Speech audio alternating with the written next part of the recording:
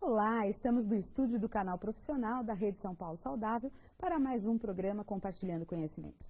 Eu sou Laura Santucci e hoje falaremos então sobre o CETAC Europa, que é uma das 4 unidades geográficas da Sociedade Global de Toxicologia e Química Ambiental.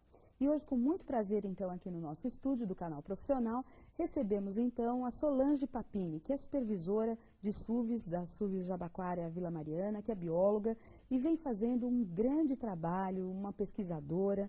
E hoje, então, vem contar um pouquinho o que é o CETAC, qual é a importância desse encontro e contar também que ela teve a oportunidade de apresentar um trabalho no CETAC, então ela vai contar todo este trabalho, todo o que ela vem desenvolvendo na área de vigilância em saúde ambiental. Bom, Solange, muito obrigada pela sua disponibilidade, pela sua participação neste programa, que visa, na verdade, levar aos nossos trabalhadores da saúde as principais experiências que estão sendo vividas pelos nossos profissionais. Então, neste momento, muito feliz de recebê-la aqui no nosso programa. Queria agradecer o convite, é uma experiência nova para mim, falar um pouquinho do que a gente tem feito, né? Na realidade, sim, não só eu, mas é uma equipe que trabalha junto há bastante tempo. Uhum.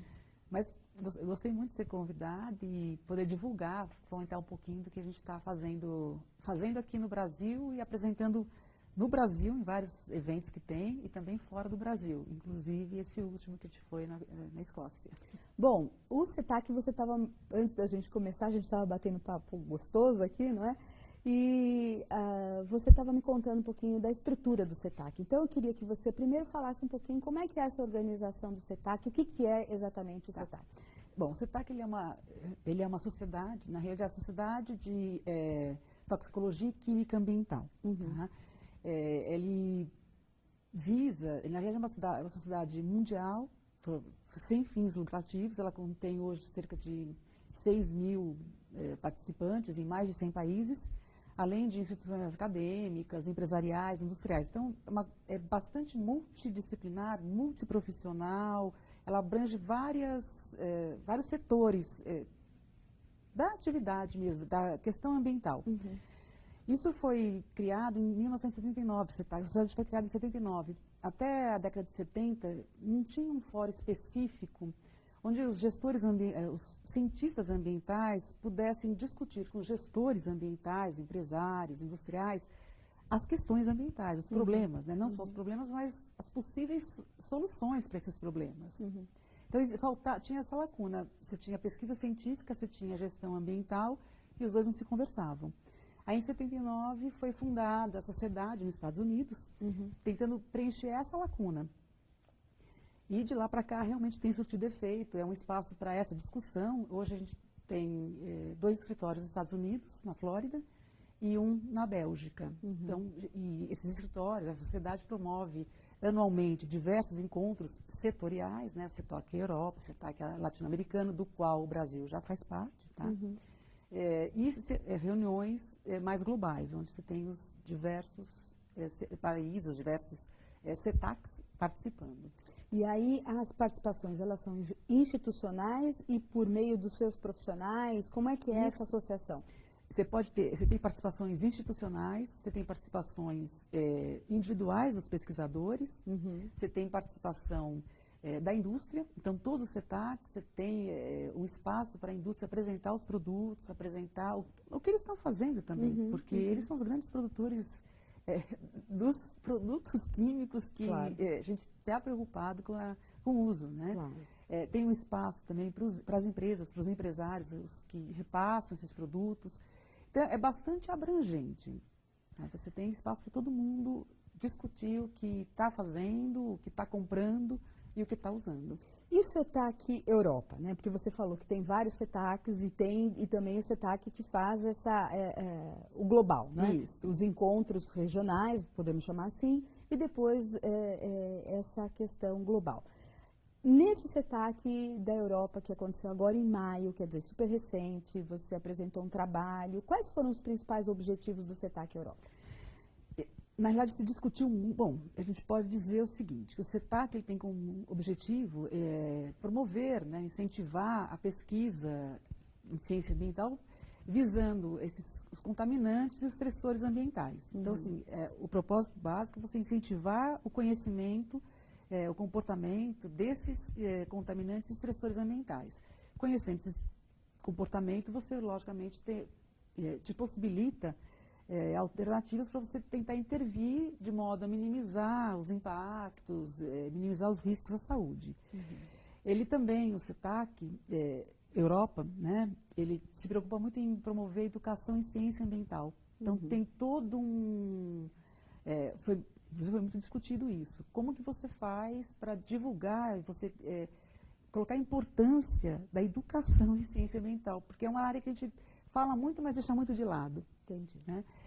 E também, uma outra questão bastante, eu achei muito interessante, que foi muito discutida também, o foco é muito esse, como é que você faz com que os dados ambientais, eles sejam os dados científicos, eles sejam apresentados de forma clara, de forma reproduzível, e de forma que os gestores possam utilizar.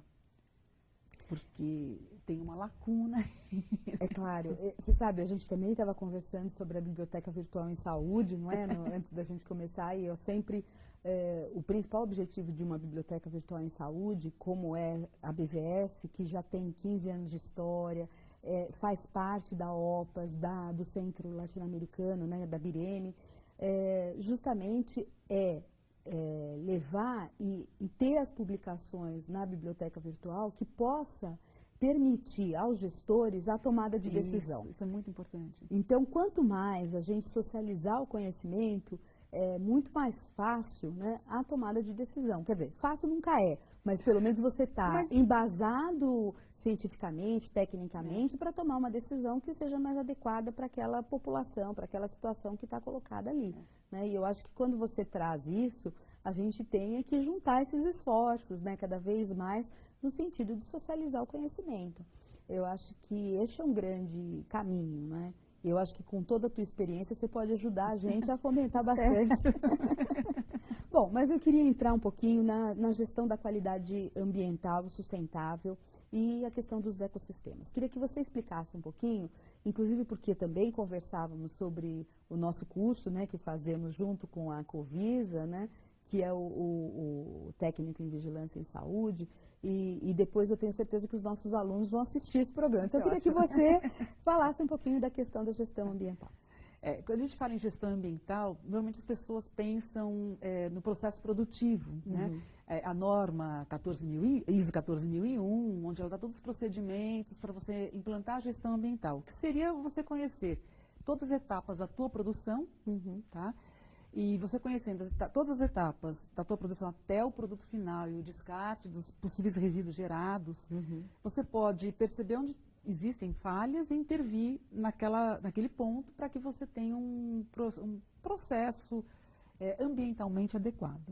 Então, quando a gente pensa em gestão da qualidade ambiental, é muito comum as pessoas conseguirem entender isso em termos de processo produtivo. Estou produzindo alguma coisa X, então eu vou seguir os procedimentos, padrões, para que eu tenha conhecimento das minhas etapas e interfira onde for necessário. Mas a gente tem que pensar que quando a gente fala em gestão de qualidade ambiental, isso é muito maior do que processo produtivo. Se você pegar, por exemplo, educação, é uma área que eu gosto bastante, eu acho que é muito importante, né? A gente tem que pensar em termos de gestão de qualidade ambiental. Qual é o meu produto final? É a formação daquele indivíduo, em diversos aspectos. Como é que eu vou fazer isso? Eu tenho que conhecer as etapas, então, a formação dos meus professores, o meu espaço físico, o tempo que eu vou conviver com aqueles alunos. Isso são as etapas deste meu processo produtivo. Né? Então, o meu produto final, ele não é uma coisa que eu vou usar, mas ele é uma coisa, né, entre aspas, que vai permitir que eu use outras ferramentas, né? Agora, neste encontro que você teve oportunidade de participar e apresentar o seu trabalho, quais foram os grandes desafios, né, no final, assim, com relação aos produtos químicos utilizados na indústria ou na agricultura, não é? Enfim, quais os principais desafios que foram colocados durante o encontro? Na realidade, a gente pode resumir em 2 grandes desafios, né? O uso sustentável desses produtos químicos, nós não vamos deixar de usar os produtos químicos. Acho que utopia é você lutar por eliminar os produtos químicos, que é impossível, eles são muito úteis. Mas como é que nós vamos usar de maneira sustentável esses produtos? E, ao mesmo tempo, como é que eu posso minimizar os riscos ambientais e a saúde humana? Porque quem está exposto somos nós, né? Então, assim, foram essas 2 grandes abordagens. Mas dentro disso, lógico, né, a necessidade, foi muito discutida a necessidade de você ter estudos reproduzíveis, estudos fidedignos, para que você consiga realmente disponibilizar a informação. Para que essa informação ela possa ser usada pelos gestores ambientais na tomada de decisões e na formação de políticas públicas. Então, você está falando em 2 questões que são importantes para nós, né? Quer dizer, várias questões são importantes, mas você está falando de risco, e aí eu queria que você falasse isso, um pouco dos riscos, né? E da questão das políticas públicas, como é que a gente pode, e a questão da proteção, enfim, eu queria que você comentasse um pouco, aprofundasse um pouquinho essas questões. Então, eu achei interessante, porque nós aqui no Brasil, né, principalmente aqui no município de São Paulo, até a prefeitura, a gente está ainda numa fase anterior ao que foi discutido. Então, como é que se faz uma avaliação de risco, como é que eu conheço os contaminantes, a parte de avaliação ambiental. Isso lá fora já está muito mais maduro. Então, o que eles estão discutindo agora, como é que eu uso essas informações, como é que eu faço com que essas informações passem para os gestores. E como é que eu consigo fazer com que isso seja incorporado em políticas públicas. Então, eu acho que nós temos que dar uma corrida. A gente não sabe, mas a gente tem que correr para realmente tentar fazer a junção dessas 2 frentes, né? A gente ainda está discutindo como é que se faz uma avaliação de risco, enquanto que lá fora isso já está muito bem já está acumulado, claro, já tem uma discussão acumulada. Muito acumulado, né? Porque assim, nós sabemos, nós conhecemos, se pegar um produto químico, sei lá, vamos pegar um agrotóxico, um organo fosforado. Nós sabemos como é que ele se comporta em termos ambientais, né, em termos de compartimento ambiental, nós sabemos quais são os riscos à saúde, né, qual é a toxicidade dele. Então, na realidade, nós temos já as informações para proceder a uma avaliação de risco. Tá? E as pessoas conhecem isso, ainda mais da área da saúde, a gente está cansado de conhecer. Agora, como é que a gente faz com que isto impacte nas políticas públicas? Tá, a gente sabe que precisa fazer um controle de vetores, eu tenho que usar determinado produto, mas eu tenho que saber, eu tenho que fazer, o gestor tem que ter essas informações. E é uma dificuldade do pesquisador. Aí eu estou falando do outro lado. Do outro né? lado, é isso. Porque você é uma pesquisadora, você acompanha tudo isso. Você faz os trabalhos, você publica, e aí os resultados, eles não são de forma acessível ao gestor. E eu sou obrigada a reconhecer isso. A academia exige uma coisa. Então, na hora que você vai publicar um trabalho científico, tem todo um procedimento, uma forma de apresentar os resultados, que realmente não é acessível ao gestor ambiental. Ele não está preocupado se eu coloquei 200 ml de hexano para extrair o... Ele não está preocupado com isso. Isso foi uma questão muito discutida lá também. Como que os pesquisadores, como é que quem está fazendo a pesquisa deve apresentar os resultados, porque os resultados não são facilmente digeríveis. E aí você cria essa lacuna, né? Você agora, tem um trabalho acadêmico, mas que não necessariamente será lido pelo gestor. Lido e entendido. E mais, né? Eu acho que a informação, que é uma informação relevante, contribuir para a construção de uma política pública na área ambiental. Até uma coisa que não é valorizada em termos científicos, mas eu acho que é muito importante, são essas revistas de divulgação. Aí você tem esse trabalho científico, ele vai ser transformado, que nem esses livros de divulgação científica, numa linguagem, você não descreve a metodologia em detalhes, mas você apresenta aqueles resultados e discute aqueles resultados. Mas nós temos poucas revistas no Brasil com essa característica, né? Agora, do seu ponto de vista, de tudo que foi discutido, qual é a garantia para a manutenção do ecossistema e da questão da qualidade de vida?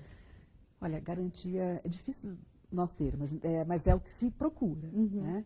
Então, você ter estudos, na realidade, de novo, né? Você ter pesquisas dos contaminantes ambientais nos diversos compartimentos, como avaliar isso, como apresentar os resultados, como divulgar isso e como você interferir nesses aspectos. Seja em contaminação de solo, a questão dos agrotóxicos foi muito debatida, né? Então, como é que eu vou usar esses insumos químicos? O Brasil é o país que mais usa agrotóxicos do mundo. E na Europa, né, pelo que a gente ouve na mídia, eles têm uma preocupação muito maior com relação enorme com relação a isso. Os Estados Unidos também, mas na Europa muito mais. Na Europa muito mais. Né? E eles frisam demais, assim, foi muito falado, muito questionado, né, metodologias alternativas. Realmente essa questão foi muito debatida. E nós aqui ainda estamos usando uma grande quantidade, cada vez mais, né? Talvez. Agora, a gente vai falar um pouquinho da questão da avaliação de risco, que foi um workshop que você participou, mas eu não posso deixar, eu estou aqui, quero perguntar para você. Como é que você, com toda essa experiência, Solange, pensa, e a gente está dentro de uma escola, né? Como é que a gente pode contribuir aqui, enquanto escola, para que a gente possa fazer um seminário, discutir um pouco essa questão para o nosso ambiente, para as nossas SUVs? Como é que você pensa em trazer isso para que a gente possa construir isso dentro da vigilância? Eu acredito que nós temos várias frentes aí, em termos de avaliação de risco. Tá? Então, nós temos, por exemplo, a nossa própria atividade, né, antes disso, o próprio modelo de desenvolvimento da cidade de São Paulo. Então, isso já envolve uma série de questões ambientais que envolvem risco. Então, eu teria que trabalhar com isso. Trânsito, poluição atmosférica, tudo isso são riscos que eu teria que estar avaliando. Esse crescimento, essa ocupação da periferia de forma não ordenada. Então, você tem a falta de saneamento, que é um problema, infelizmente, ainda significativo no Brasil, né? E até em São Paulo, infelizmente. Propiciando aí uma série de vetores, pragas e uma série de doenças que acabam sendo disseminadas. Você tem que intervir também. Então, eu tenho o risco biológico e eu acabo tendo depois o risco físico, porque eu tenho uma intervenção no ambiente, e químico também, que teria que estar sendo discutido. Eu tenho ainda a questão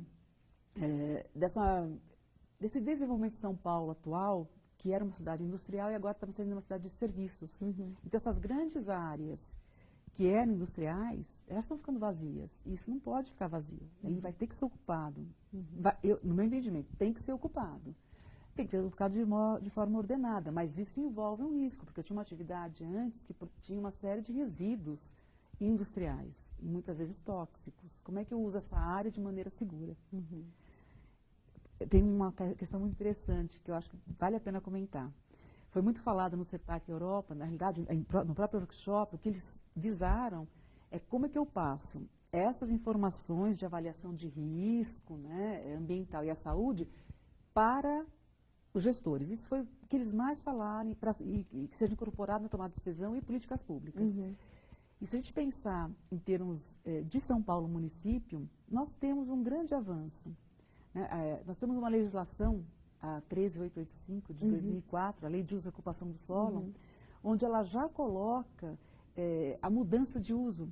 Então, assim, essas grandes áreas industriais que podem ser ocupadas, desde que ela tenha uma avaliação ambiental pelo interessado e essa avaliação ambiental seja acompanhada pelo órgão ambiental, no caso a Secretaria do Verde e do Meio Ambiente. E a saúde deveria estar junto nesse processo.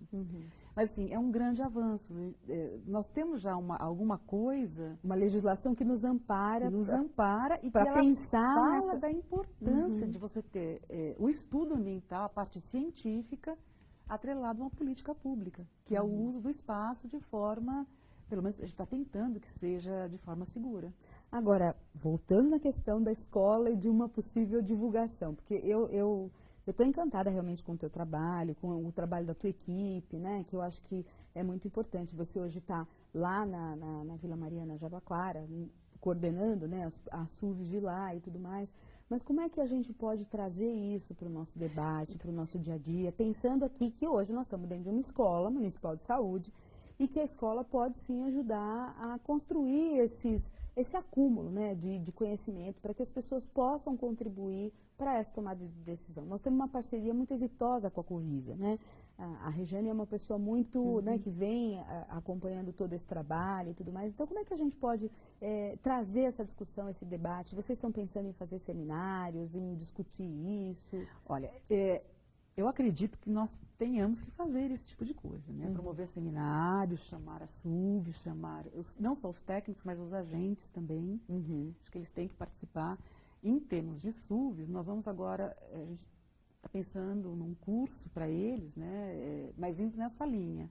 Então, como é que eu vejo o ambiente, as diversas questões, porque eles, na realidade, a SUVs, ela está na rua o tempo todo, ela conhece o território, ela conhece os problemas. Ela está vendo o risco, ela não está quantificando o risco. Que às vezes eu não sei se é tão necessário assim, mas ela está qualificando o risco. Uma avaliação de risco qualitativa, se você está no território, você é capaz de fazer. Talvez quantitativa, lógico, eu preciso de mais informações, né? Claro. Mas qualitativa eu sou capaz de fazer. Então, eu acho que isso é necessário. Eu acho que nós deveríamos ter um encontro das vigilâncias, né, e discutir essa questão. Não a avaliação em si, o procedimento técnico, porque isso está disponível na internet. Você pode entrar no site da CETESB, você pode entrar, pegar a TSDR, isso está disponível, né? Não sei essa questão. Mas como eu realmente entender a importância do conhecimento territorial, e como é que eu consigo passar isso para a política pública? Eu acho que é isso realmente que está faltando. Mas a gente só vai conseguir isso na hora que as pessoas estiverem mobilizadas e entenderem essa importância. E isso é a rede, né? Não, sem dúvida. Bom, a gente já está quase finalizando o programa, passa muito rápido, mas então, mas é por isso mesmo, não quero perder nada. E eu queria que você falasse um pouco do teu trabalho. O que foi esse trabalho? Como é que o que você apresentou? Quer dizer, é um orgulho para todos nós, né? Você está apresentando num evento como esse, né? Na Europa, na Escócia, enfim. Como é que foi a tua apresentação e o teu trabalho? Conta pra gente. Bom, na realidade, esse trabalho é parte de um trabalho maior. Nós estamos com um projeto, porque eu vou dizer, não sou só eu, não. Nós temos uma equipe trabalhando. Tem gente da prefeitura, tá? Tem pesquisadores da prefeitura. Eu tenho pesquisadores do Estado, do Instituto Biológico, então nós temos uma equipe bastante grande. Então, esse projeto, financiado pela FAPESP, ele está avaliando a eficácia dos produtos, dos rodenticidas, quando usados colocados no meio ambiente. Durante quanto tempo eu posso usar esses produtos? Eu posso deixar eles 1 mês, 2 meses, para diminuir o custo operacional e a geração de resíduos. Né? Então, e ver se também eu tenho resistência a esses produtos. Então, dentro desse projeto, uma coisa que preocupou a gente, quando estava escrevendo o projeto, né, tentar conhecer um pouquinho como é que está a intoxicação por esses rodenticidas, intoxicação exógena por rodenticidas. Então, uma visão um pouco mais abrangente da situação. E aí, esse trabalho que foi apresentado, ele trata exatamente disso, intoxicação por rodenticidas. E quando nós fizemos esse levantamento com os dados oficiais do Ministério, uma coisa nos chamou a atenção. Nós temos bastante intoxicação por rodenticidas e dessas intoxicações, cerca de 50% são tentativas de suicídio. O que nos deixa preocupados, né? Porque os rodenticidas que nós usamos no Brasil, eles são anticoagulantes, sejam cumarínicos ou endêmicos, e eles têm baixa concentração e têm antídoto. Tá? Então, para eu tentar me matar com um cumarínico, eu tenho que comer um saco de bloco parafinado, que é ruim, é amargo, ninguém vai se matar assim. Então, nos leva a pensar que são outros produtos usados como rodenticidas, que têm toxicidade muito mais alta. Né? E aí a gente fica preocupado porque a ficha ela não ela não está refletindo o que está acontecendo. Deve ter coisa entrando como rodenticida e não é rodenticida.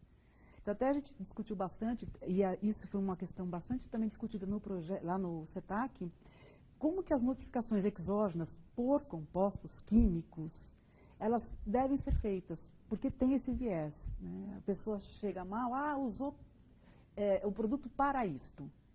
E aí o médico está atrapalhado, está atendendo, ele acaba marcando, e você tem uma informação que não é verdadeira. Bom, e depois dessa informação toda, desta oportunidade que você teve de estar nos representando, né, estar representando o Brasil lá no CETAC, o que a gente pode trazer e aplicar aqui? Então, em termos desse trabalho, existe um grupo que a Covisa participa, né, acho que até ela organiza, discutindo a ficha de notificação exógena. Inclusive, lá na Subs que eu estou, tem 2 pessoas que participam desse grupo. Tá. E até nós já discuti com eles, olha, a gente tem que levar essa questão. Já que está discutindo a ficha, vamos melhorar a qualidade dessa ficha e vamos acertar o que a gente vai orientar para quem notifica, como preencher adequadamente. Então, isso está acontecendo. E a hora que você vê uma situação dessas, né, eu acho que isso reforça a importância de você estar melhorando a qualidade da ficha para você melhorar a qualidade da tua notificação. E, na verdade, acho que tem uma questão aí também da notificação, né, que é informar os médicos sobre essa questão. Né? Porque não adianta, eu estou colocando aqui pelo que você está apresentando, porque é claro que é uma questão específica, né, da própria vigilância, etc., mas essa informação também tem que chegar. Sem dúvida nenhuma. Não Sem é? dúvida nenhuma. Se você não conseguir fazer com que o atendimento, a assistência, seja um parceiro seu, né, e aí você tem a obrigação de realmente estar informando, estar orientando, estar mostrando como fazer isso, realmente você não vai conseguir implantar um sistema. E a gente tem muito essa dificuldade. Você tem os hospitais, né, as unidades de saúde públicas, aí é mais fácil. Mas nós temos que lembrar que nós temos muitas clínicas particulares. E muitas vezes o profissional, ele atende um caso e ele nem sabe como notificar. Não é só a notificação, ela é o nosso espelho, o que está acontecendo. Dali que a gente tira o retrato, claro. Isso, que nós vamos poder pensar, bom, aonde está a falha, como é que eu vou agir, como é que eu tenho que fazer para que eu realmente consiga chegar a essas pessoas, consiga ter uma visão do que está acontecendo e poder interferir. Isso é a gestão da qualidade ambiental. E não é a produção de um produto final. Tá certo, claro, óbvio. Bom, Solange, eu ficaria mais um tempão aqui conversando com você. Passa muito rápido. Passa muito rápido, eu falo para você. Mas eu queria que você, então, aproveitando esses minutos finais, fizesse as suas considerações finais do que você gostaria de deixar com relação ao trabalho, a dica, né? Porque eu acho que aquele gestor que está assistindo, o teu parceiro de SUVs, né? De outras SUVs que não teve oportunidade de estar no CETAC, mas de repente fala, olha, a Solange lá, que está na SUVs da Vila Mariana Jabaquara, fez um programa interessante, quero conhecer mais. O que você deixaria aí de informação e de considerações finais? Eu gostaria de deixar para a SUVs a seguinte mensagem. As SUVs, eles têm muita informação. Eles têm um mundo de informações ambientais, de saúde, de educação, tudo. Eles têm o território, cada SUVs tem é um município. Então, nós temos que aprender, isso para mim também, a sistematizar essas informações, que é a dificuldade, e apresentar essas informações para os gestores. Então, não é enviar os dados para a Covisa, só enviar os dados, nós temos que analisar esses dados. Uma análise, claro. Sabe? E trabalhar em parceria com a Covisa. Porque a Covisa não está na rua, ela não está no território, ela não tem essa visão. Quem tem é a SUVs. E talvez a SUVs tenha dificuldade, porque é tanta coisa, tanto trabalho, é tanta demanda, que isso acaba ficando de lado. Mas isso é importante, porque é isso que vai dar o retorno para ela. Olha, essa minha atividade, ela tem que analisar. Porque se ela não analisar, ela vai continuar fazendo aquela atividade daquela maneira, e isso pode não estar surtindo efeito. E a gente sabe que isso acontece. Então, na verdade, bom, você está trazendo 2 elementos aqui que são fundamentais, né? Que é sistematizar o conhecimento, né? Fazer não só uma coleta de dados, mas uma análise sobre os dados, organizar isso de forma que todos tenham acesso à informação para que a gente possa discutir as políticas públicas que estão colocadas, né? Eu acho que isso é fundamental. E, por outro lado, eu não posso deixar de falar dos nossos agentes, dos nossos profissionais, porque isso também, eles estão na rua. Eles estão na rua. E precisam cada vez mais também estar organizados para que a gente possa trazer elementos para que cada vez mais a gente possa fazer esse sistema melhorar e melhorar a qualidade de vida da população, que é o nosso principal objetivo. Nosso objetivo, né? Bom, Solange, adorei. Acho que fico com vontade, quero mais. Obrigada pela sua participação, obrigada pela sua disponibilidade. Sei que você é super ocupada. E eu tenho certeza que você vai aí apresentar outros trabalhos. Vou para Moscou em setembro. Ah, então tá bom. Então, olha, a produção já fica agendado aí, assim que você voltar, para você voltar para cá e contar então pra gente da tua experiência, desse teu trabalho que você vai apresentar, representando aqui a Prefeitura com muito orgulho. Fico muito feliz. Muito obrigada pelo convite, eu que agradeço. Bom, para você, trabalhador, eu tenho certeza que você gostou bastante desse programa. Para você que é o nosso aluno do curso técnico em Vigilância e Saúde, vou pedir para que esse programa seja passado também em sala de aula, para que todos os alunos possam assistir e assim conhecer um pouco mais do trabalho da Solange, de toda uma equipe que está com ela, não é?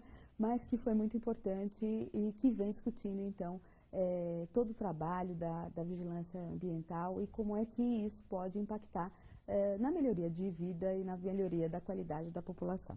Bom, para você também, que é nosso trabalhador, mande as suas questões, suas dúvidas. Nós estamos aqui no canal profissional, @prefeitura.sp.gov.br. Também estamos nas redes sociais, no Facebook e no Twitter, então você pode curtir a nossa página do Facebook e assim acompanhar toda a nossa programação, toda a nossa discussão. Os programas também estão sendo disponibilizados para que você possa assistir aí na sua casa, às vezes você tem interesse, também estão sendo disponibilizados para que você também possa assistir em outros horários. E assim você participa cada vez mais da nossa TV, porque afinal de contas, essa TV é feita por você e para você. Até o próximo programa.